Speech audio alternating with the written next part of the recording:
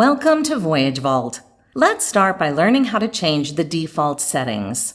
Every new vault is set up with default categories, default currencies, a default cash account, default vendors, and default settings to make sure you can begin using it right away. But you have full control over all of these.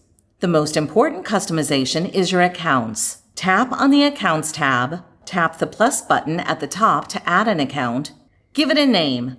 I'll call this one Visa. Change the type, this is a credit card, and you're done. If you're going to import transactions from your bank, you can enter the last 4 digits as a mask so Voyage Vault can pick the correct account automatically.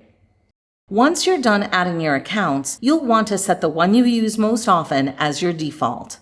Tap on the Settings tab, tap on the account next to Default Account, and pick your favorite.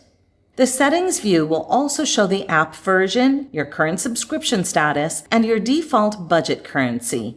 Voyage Vault sets this default currency based on your device setup, but you can change it to whatever home currency you want. The reservation defaults shows the default category for each type of reservation. These categories also affect your trip budget and are considered fixed spending items that won't affect the projected spending amounts.